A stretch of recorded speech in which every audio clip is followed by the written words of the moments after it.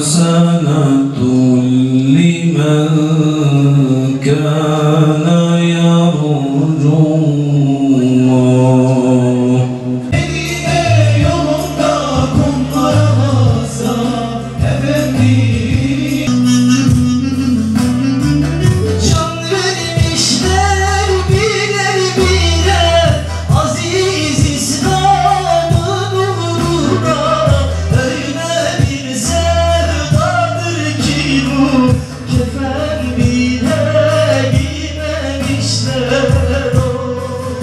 Ayet-i Celile okudular Ahzab suresinden. Minel mü'minine ricalun diye başlayan öyle adamlar var ki diyor. İşte adam, adamlardan bir adam anlatacağız. Ama adam, Allah'ın adam dediği. Nasıl adam olunur? Adamlığın kitabı nasıl yazılır? Onlar. Şundan dolayı kardeşler çok önemli sahabe hayatı, onların terbiyelerine müdahil olduğu bir nesilden bahsediyoruz. Mus'ab bin Ümeyr. Yalnız Mus'ab'ın o evin içerisinde özel bir yeri var değerli kardeşler. Niye? Çünkü Allah ona sima olarak müthiş bir güzellik vermiş. Yani nasıl güzel olduğunu şöyle söyleyelim.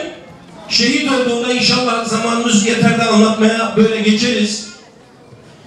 Onu öldüren şahıs Resulullah Aleyhisselatü Vesselam'a benzeterek öldürüyor. Yani peygambere benziyor. Artık var siz düşünün ne kadar güzel sima olarak.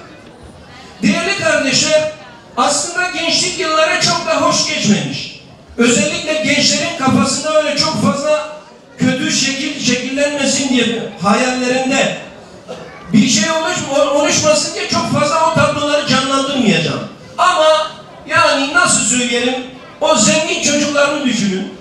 Hani ne yapıyorlar bugün sizin buralarda o zengin çocukları mahallelerde falan dolaşıyorlar ya. Yani ya arabalarına biniyorlar, drift atıyorlar, ya gidiyorlar bir yerde eğlence düzenliyorlar, ya çilingir sofraları var. Değil mi? Mus'ab'ın hayatı aslında değerli kardeşler tam da böyle geçiyor. Mus'ab o kadar el üstünde tutulmuş ki annesi ondan sonra çalışmasına bile izin vermiyor. Yok, sen hiçbir şey yapma. Sen sadece gez, dolaş, keyfine bak, ye, iç bu. Öyle birisi ki parfümleri yani kokuları özel getiriliyor.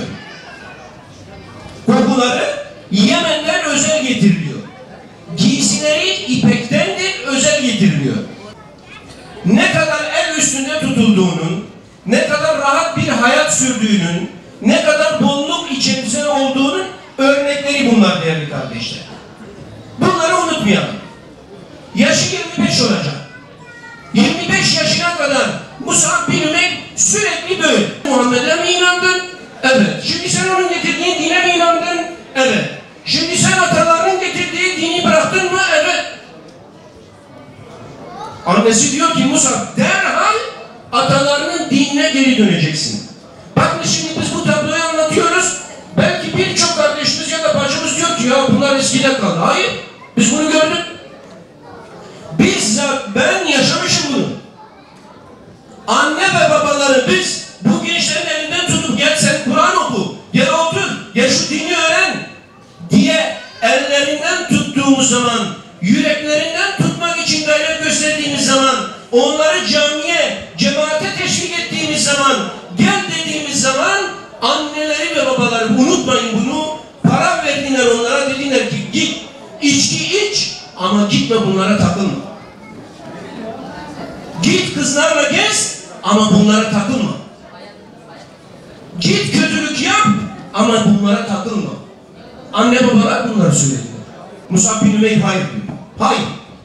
Ben bu dinden vazgeçmem. Daha önce ipek kumaşlarını özel Yemen'den getirdiği, kokularını özel olarak getirdiği o şahsı daha önce ayaklarını yıkayan, elbiselerini yıkayan o Mus'ab'ı alıyor, ellerini ayaklarını bağlatıyor, aynı kölelere bir de onu döndürmeye başlıyor. Mus'ab kalk ve git, bu kadar. Kalk ve git. Bitti.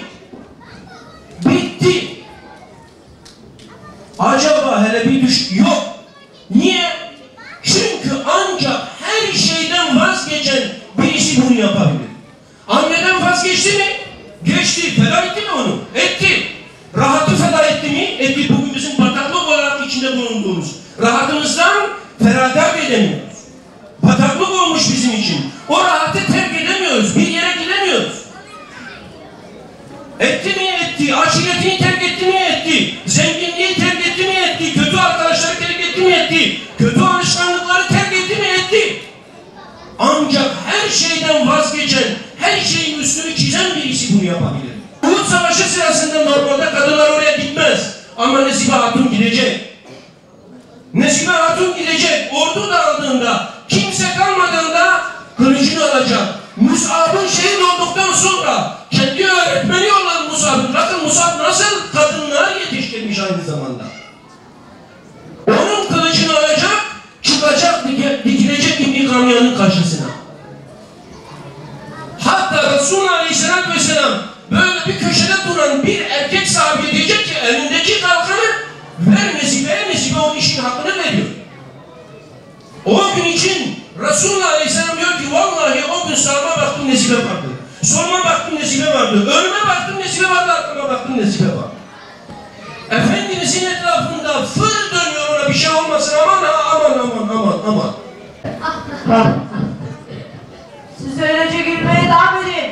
Görmüyor musunuz?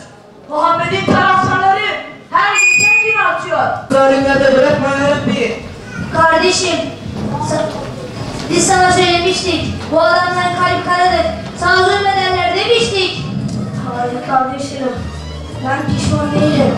O insanları Allah kelamını duymak ne mutlu ki bana nasip oldu. Peygamber senin dallarından olmaktan daha büyük bir şeref olur mu? Bin canım olsa hepsini bu yolda feda etmeye hazırım. Medine yolunda kumlara baksam Efendimin ravzasına varsam ağlasam. Dünyanın dört bir tarafına İslam'ı yaydıkları, Allah yolunda canlarını ve mallarını esirgemedikleri